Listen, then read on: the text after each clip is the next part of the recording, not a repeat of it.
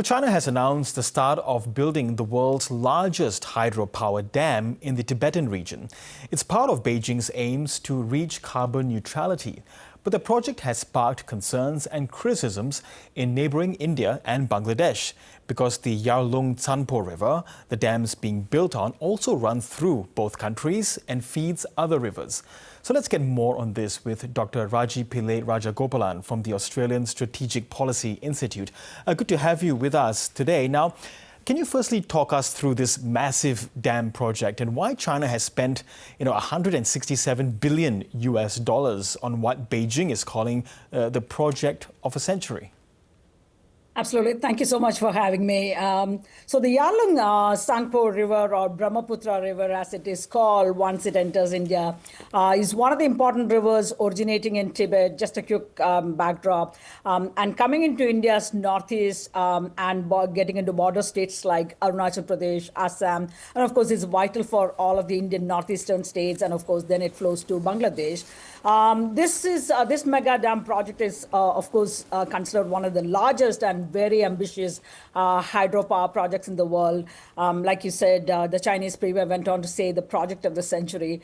It is part of the possibly the China's green initiative, fight again and carrying on with the fight against global climate change risk and so on and so forth. And it's mega in terms of because it produces, it outdoes for instance, the Three Gorges Dam, which is currently the world's largest dam. It produces estimated to be 3 times more energy. And it's about, I think, 300 billion kilowatt hours of electricity annually. And actually, it works out to something like the electricity consumed by Britain over the past year. So the the quantum of the project being the size of what it is really makes it a huge project in terms of the largest hydroelectric projects that the world has undertaken so far. Yes. So that river you're talking about as well, Yarlung Tsanpo, it eventually becomes the Brahmaputra River in Arunachal Pradesh in India, northern India. So its chief minister has described this as a water bomb, and that such a project could see waterways on India's side dry up by up to 80%. But tell me, are those fears actually warranted? I think it is.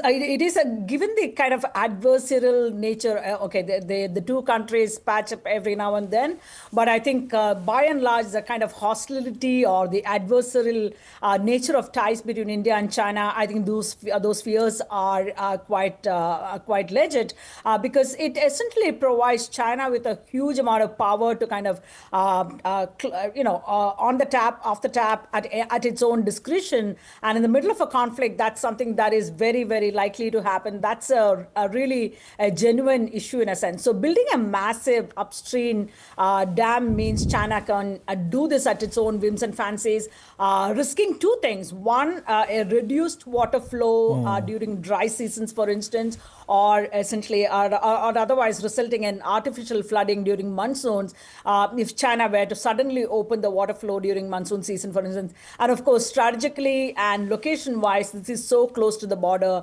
The dam is very close to the Arunachal Pradesh, the state, which China claims as southern Tibet. So I think there are so many different issues. Ecologically, this is what, again, is a very, very delicate, fragile region, considered to be seismically very active. So drilling through this region, constructing a mega dam of this scale could exacerbate many of the risk in a sense, whether it is in terms of floods, earthquakes, landslides, and so on and so forth. So there are genuine fears of massive ecological disruption that can be caused to the fragile Himalayas. Then, of course, it affects the people, their livelihood. When you're talking about Bangladesh, people who are reliant on agriculture and so on and so forth. So the number of people whose livelihood is going to be affected, fisheries and so on and so forth. So there are genuine fears on both the India's northeastern states in particular, and also, of course, in Bangladesh.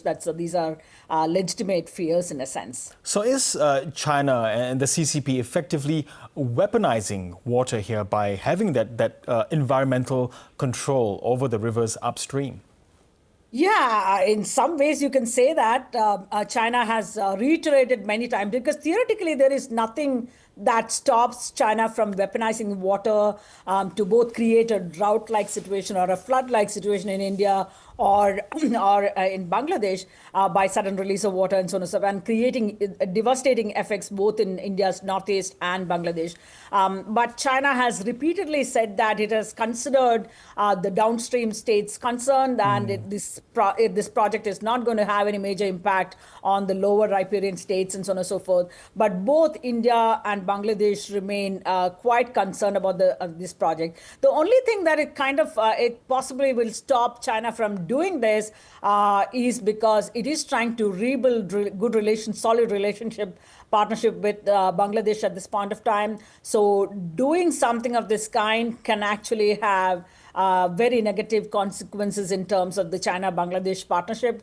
So that is possibly one deterrent factor, if I can put it that way, that might actually get China to play a more restrained role. But again, we are talking about 10 years from now when this project is going to be completed and so on and so forth. So we don't know how this is going to play out and what might actually the impact, how China is going to weaponize this, how effectively China would use this in a sense. Yes. So if deterrence doesn't work and at some point in the future beyond the 10 years, changes are observed in those river systems in Bangladesh, in India, is there anything those two countries can actually do? There is very little the two countries can do. India has raised these issues for a very long time. It's not like, unlike, for instance, India and Pakistan, where there is the Indus Water Treaty, or in the case of Bangladesh, there is a Ganges Treaty mechanism and so on and so forth. In the case of India and China, China is not party to any sort of a river water sharing agreements. There are no agreements. There are no nothing that binds China into playing by the international norms and so on and so forth. So there is nothing that you can take up. There's no mechanism for India or Bangladesh to take up these issues with China at this moment. There are only some data sharing agreements, and that also more like MOUs than any legally binding agreements. And these, again, how effectively China does share those hydrological data and so on and so forth.